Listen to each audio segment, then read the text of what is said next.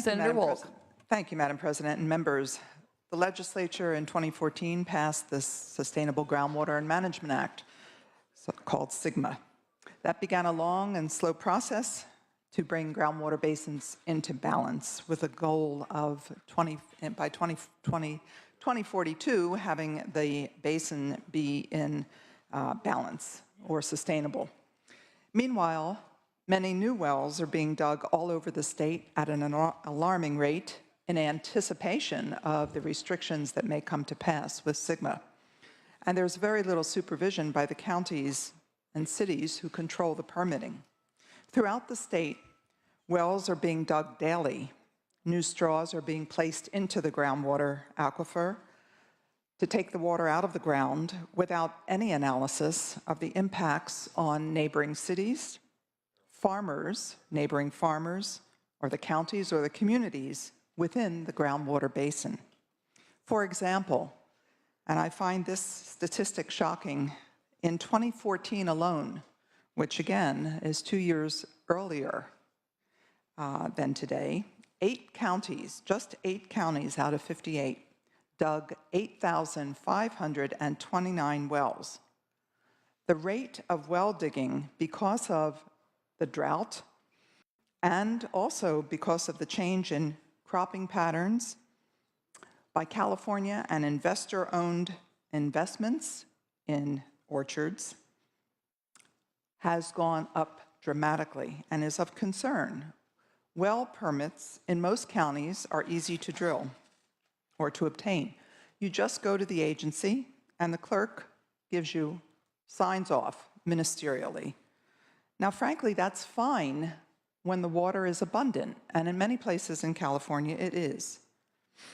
But in other places it's not, and it's of grave concern. In other places, in many counties, you don't need to prove that you plan to use the water on your own land, as opposed to selling it, for example. You don't need to prove that it will not harm your neighbor, or your neighbor's farm, or your neighbor's well, or a local community well. You don't have to prove that it will not add to the contamination of someone else's well, or that it will increase subsidence another several inches, creating problems with the infrastructure throughout the state. So 1317 seeks to halt this run on groundwater resources. There are 515 basins. 127 of those are classified by DWR as of high or medium priority, and 21 of those are classified as in critical overdraft. 1317 would require the cities and counties that overlie the 127 high and medium priority groundwater basins to set up either a process or an ordinance before January 1st, 2018, whereby the applicant would need to show that there's no undesirable result, which is specified in SGMA, or no harm. If the county or city has a process already in place or an ordinance, they're exempt from this bill. In addition, for the 21 critically overdrafted basins, there can be no permits issued until the basins have put together a sustainability plan, and the deadline for that is 2022. We have, of course, put into the bill exemptions that are important. Wells that are de minimis, and that's defined as 2 acre-feet of water. Replacement wells, including deepening of an existing groundwater well. 1317 has exemptions for drinking water for public health issues, wells for conservation purposes, and necessary wells for energy production. 1317 gives the counties the responsibility and the flexibility to adopt their own policies. If they already have them in place, this bill does not apply to them. If a county is part of an adjudicated basin and there are 20 of those, mostly in Southern California, but not entirely, they are exempted from the provisions of this bill because they're already regulated. Special Act districts, there are 15 of those, are also exempted from this bill. We know that this can be done and it's not onerous. Some counties have already acted: San Luis Obispo, Merced, Stanislaus, Glenn, Mendocino, Colusa, and we have drawn from their ordinances or policies to put this forward. A couple of them have instituted moratoriums. That's their right under this law. Local counties can choose the best approach to protect their groundwater reservoirs. This bill sunsets in 2022 when SGMA kicks in with its sustainability approach or plan, which will be in place. So I ask for your aye vote. Thank you, Senator Wolk. Senator Gaines? Thank you, Madam President and members. With due respect to my good colleague from Davis, I rise in opposition to this bill. Different areas of California have different priorities and different needs. This bill ignores that reality and abolishes local control.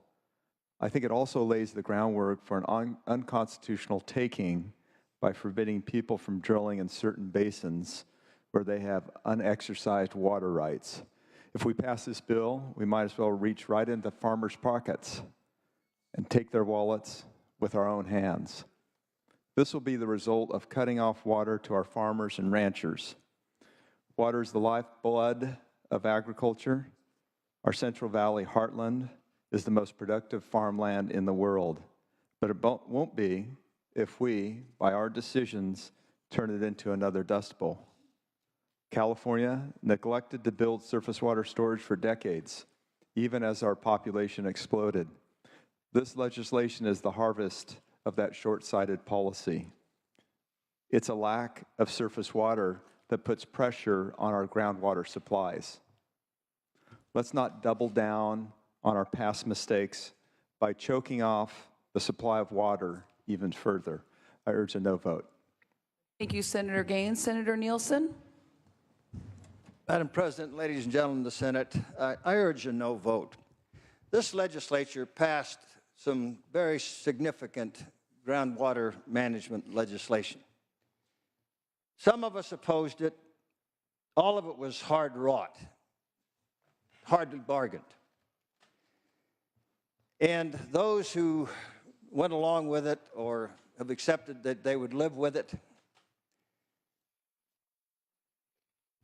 grudgingly, if you will, have been trying to cooperate where these groundwater management, sustainable groundwater management plans, county by county, were being established. One of the fears that many of us had is it still asserted that historic purview that groundwater is a private property right, although that's been diminished considerably, and that it was the purview of the counties to control the groundwater within that county boundary. The problem with that legislation, it gave the State Water Board an ability to slip the camel's head under the tent if the state didn't like that county plan. That still is a clear and present danger. But the counties are now in the process of setting up those districts. The county itself can be that authority, or there can be others. That needs to continue. But now in this and other legislation, the legislature is kind of breaking that compact, if you will, by moving ahead and setting its own rules now and usurping that understanding, if you will, and that local authority. To me, that's a problem of keeping faith with the communities and keeping faith with that historic private property right and compromising the ability of a landowner to utilize the water under their property. I can't emphasize enough how big a problem this is. Groundwater overdraft has historically been a problem in California, and particularly so during droughts. Part of the answer to that over decades would have been groundwater overdraft recharge, if we had the water to do so. And now with the possibility of some surface storage in California, in the watershed regions and not just large reservoirs like Sites and Temperance Flat, we have that possibility for greater opportunity for recharge of our groundwater. Now that's the answer. But more control is not the answer. And not jumping ahead of the game. And I don't think we ever need to. At the least, let's live with the sigma that we've got and not change the rules before we've even learned to live with the rules that we've got. I won't even call this premature. I just don't think that this is the way we should work. I'd call it wrong, ladies and gentlemen. I urge a no vote. Protect private property, vote no. Thank you, Senator Nielsen. Senator Pavley. Yes, thank you very much. I stand in support of this very measured, timely, and thoughtful bill as a perfect segue on how we get from here to the implementation of the Sustainable Groundwater Management Act in 2022.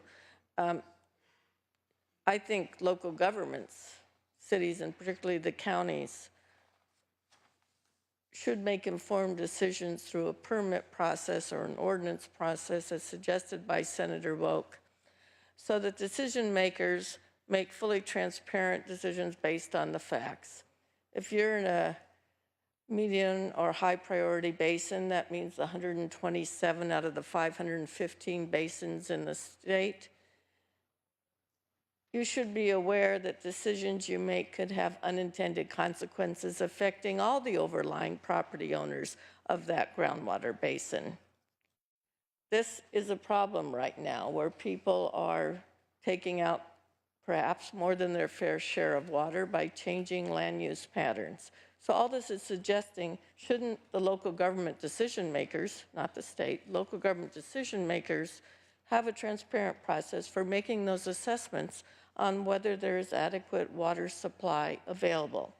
Because what is happening, you may think it's just about those people who live in those basins that have severe overdraft, is that the state of California is taxpayers throughout the state are spending an incredible amount of money shipping water in containers to those counties who have not made maybe the most informed land use decisions.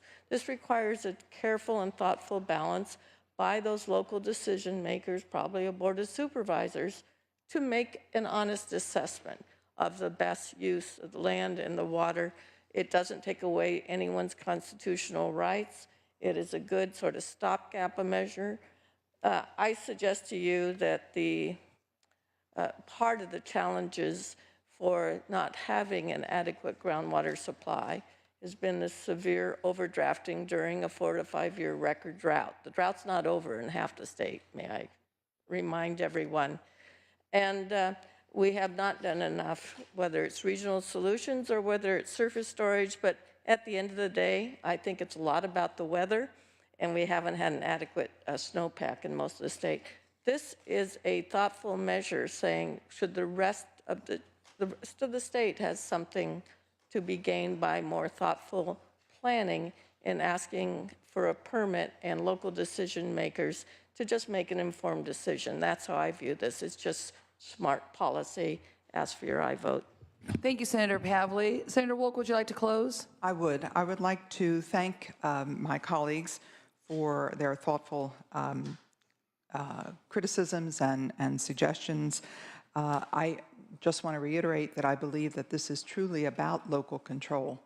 If a county that overlies one of the serious basins out of 500, one of them 127, 21 of which are critically in overdraft. If they have a policy in place, as opposed to ministerially just giving out a permit without the transparency that really ought to exist, then they are exempt. And if not, over the next 2 years, they have to put one in place. This complements Sigma, in my view. It does not change anything else about Sigma. I ask for your aye vote. Thank you, Senator Wolk. Mr. Secretary, please call the roll. Allen? Anderson? No. Bates? Bell? Aye. Berryhill? No. Block? Aye. Cannella? No. De Leon? Fuller? No. Gaines? No. Galgiani? Aye. Glazer? Hall? Hancock? Hernandez? Aye. Hertzberg? Aye. Hill? Aye. Hueso? Huff? No. Jackson? Aye. Lara? Leno? Leyva? Aye. Liu? Aye. McGuire? Mendoza? Mitchell? Aye. Monning? Morlock? No. Morell? No. Wynn? No. Nielsen? No. Pan? Pavley? Aye. Roth? No. Runner? Stone? No. Vidak? No. Wykowski? Aye. Wolk? Aye. Please call the absent members. Allen? Aye. Bates? De Leon? Glazer? Hall? Aye. Aye. Hancock? Hueso? Lada? Leno? McGuire? Aye. Mendoza? Aye. Monning? Pan? Runner? Senator Wolk moves to call. Members, we are now moving to file item 30, Senator Morell, not at his desk. File item 31, Senator Hertzberg. Mr. Secretary, please read. Senate Bill 882 by Senator Hertzberg, an act related to crimes. Madam President, yet another measure in which I rise on this floor in my fight, in my march to justice. Another hole in the law we are trying to fix that inappropriately puts people in the criminal justice system, sends them down the wrong path. This time it's juveniles. If you jump a fare for $1.50 or whatever it is, you can be put in jail. We have stories of kids in jail for 4 days because they jumped a fare. That's not to say that the agency shouldn't have an administrative proceeding. They do. And they have charges for that to be able to recover those dollars.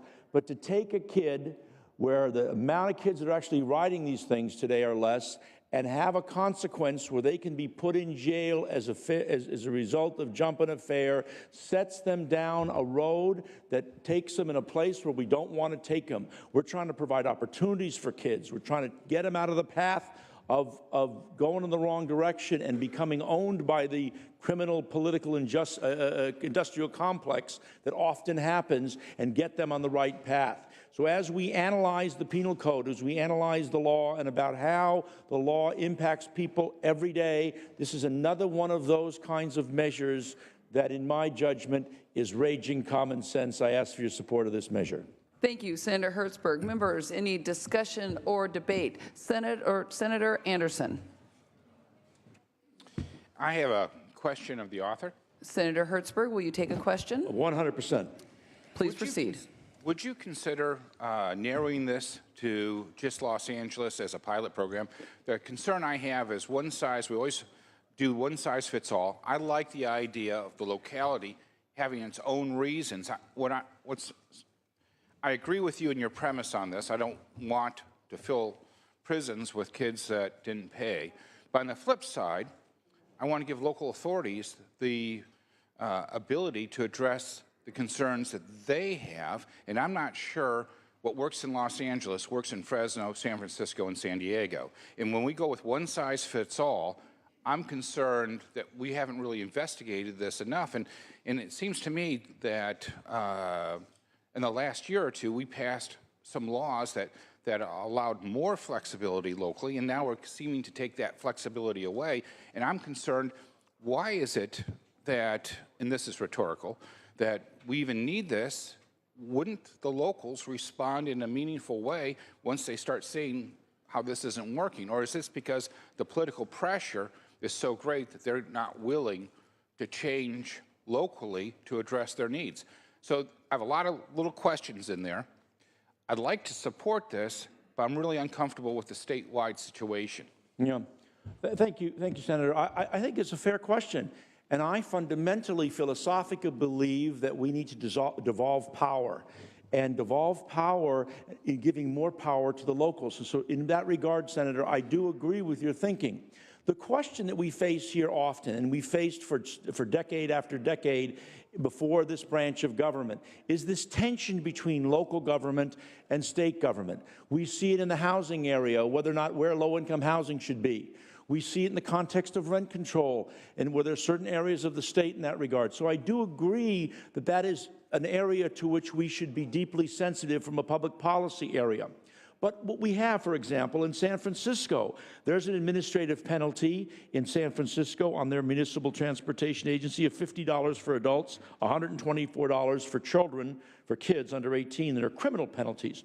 So I think that when you marry this idea of balancing the local power and devolving power, I will always default to devolving power. I think it's important, except where there is a large statewide issue and this interest. And I think in this larger dynamic, where we look at what's happening with the prison population that topped out at 173,000 inmates, we look at what the cost it requires. We look at example after example. We just saw a senator from Berkeley introduce a measure which talked about diverting folks away from the system. We need to create everything we possibly can do to make that happen. So I would suggest that it's appropriate in its scope, that it should apply to all 58 counties and all 482 cities and all 4,848 subdivisions of government in California. Ask for your aye vote.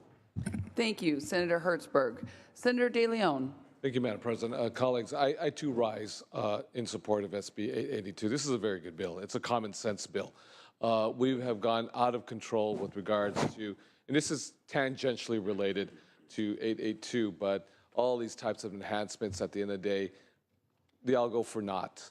And these young men and women, teenagers, college kids who, for whatever reasons, lack of financial resources, they never end up paying the fine, and then the consequences on the back end are such that it's the district attorneys and the police departments and us and the state legislature who make these rules and laws, they're incongruent with what the reality is out in the street and out in the community. This is a really common sense measure. If you adhere to the rule of the law and it's black and white, there's no flexibility, there's no ambiguity to the realities of what take place in our cities and in our communities throughout the state of California, then, we get into these, fiscal financial messes. So I just want to say this is just as simple and straightforward. This is common sense, and I respectfully add my support for Senate Bill 882. Thank you, Senator De Leon. Senator Hertzberg, please close. Thank you so much for the supportive comments, and I ask for your aye vote. Thank you. Thank you. Mr. Secretary, please call the roll. Allen? Aye. Anderson? No. Bates? Bell? Berryhill? No. Block? Aye. Cannella? No. De Leon? Fuller? Gaines? No. Galgiani? Glazer? Aye. Hall? Aye. Hancock? Hernandez? Aye. Hertzberg? Aye. Aye. Hill? Aye. Aye. Hueso?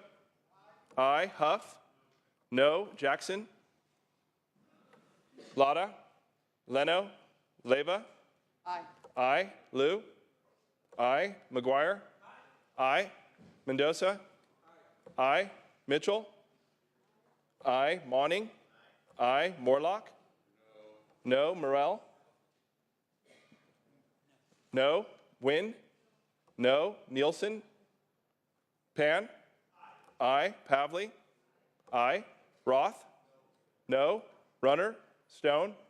No. Vidak? Wykowski? Aye. Wolk?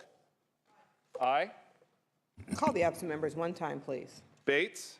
Bell. Aye. DeLeon. Fuller. No. Galgiani. Hancock. Jackson. Lada. Leno. Nielsen. Runner. Vidak. Vidak, no. Galgiani, aye. DeLeon, aye. Call the absent members. Bates. Hancock. Jackson. Lada. Leno. Nielsen. Runner. Ayes 21, noes 12. The measure passes. File item 32, Senator Allen. Mr. Secretary, please read. Senate Bill 888 by Senator Allen, an act relating to gas corporations.